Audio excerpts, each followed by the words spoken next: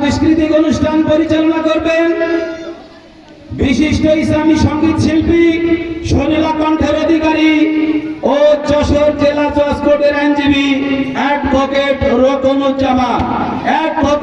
রোকনুজ্জামান ও তার দল, সাথে স্থানীয় শিল্পী গোষ্ঠী সহযোগিতা দেবেন ইনশাআল্লাহ।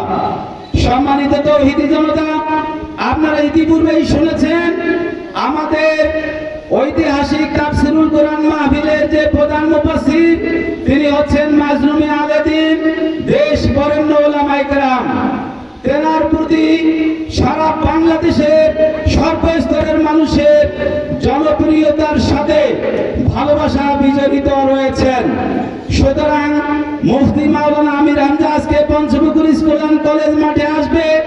এই প্রচার প্রসারণা আমাদের মাইকিংয়ের মাধ্যমে দেওয়া হয়েছে, পোস্টারের মাধ্যমে দেওয়া হয়েছে। সবচেয়ে বড় প্রচারণার হাতিয়ার হচ্ছে ফেসবুক, ইউটিউব।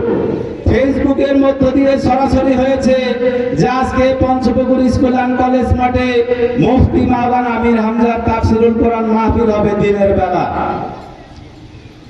আমাদের নীলফামারী জেলার পাশাপাশি কয়েকটি পাশাপাশি জেলা থেকে ফোন করা হচ্ছে যে ভাই কোন দিক দিয়ে যেতে হবে, গাড়ি ঘোড়া নিয়ে যাওয়ার ব্যবস্থা আছে কিনা, এরকম তথ্য আমাদের কাছ থেকে চাওয়া হয়েছে। আমরা ঘোষণা দিয়েছি নীলফামারী থেকে পূর্ব পাশে 7 কিলোমিটার, কচুকাটা থেকে দক্ষিণ পাশে 5 কিলোমিটার, বাবরিঝার থেকে উত্তর পাশে 5 কিলোমিটার এবং সাদুরাপুর কিংবা কালিকাপুর থেকে পশ্চিম পাশে 6 থেকে 7 কিলোমিটার দূরত্বে পঞ্চপুকুর স্কুল অ্যান্ড কলেজ মাঠে তাফসিরুল কোরআন মাহফিলের লোকেশনটা আমরা ঘোষণা করেছি।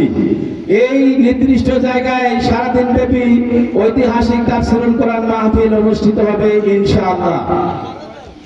আমরা গতকালকে ঘোষণা দিয়েছিলাম আপামার জনসাধারণ যারা এই ফেসবুকে আমাদের কথাগুলো শুনেছিলেন, লাইভ দেখেছেন, আমরা একটি কথাই আপনাদের উদ্দেশ্যে বলেছি যে আপনারা আগামীকাল অর্থাৎ 25 তারিখ এবং 24 তারিখ 2 দিনের যে প্রোগ্রাম হবে এই প্রোগ্রামটা সফল করার জন্য মহান আল্লাহ তাআলার কাছে দোয়া করবেন। একজন মাজলুম আলেমের ঐতিহাসিক তাফসিরুল কোরআন মাহফিল, আবহাওয়া যেন অনুকূলে থাকে, আকাশ যেন মেঘলা থাকে, পরিবেশটা যেন ঠান্ডা থাকে, সকলের কাছে আমরা দোয়া কামনা করেছি।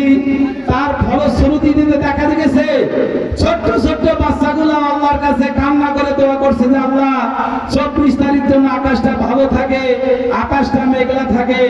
আমার তো মনে হয় এত সকল মানুষের দোয়া হয়তো আল্লাহ কবুল করেছেন। এখন পর্যন্ত আকাশটা একটু ঠান্ডা এবং মেঘলাচ্ছন্ন রয়েছে, কিছুটা অনুকূলে আছে।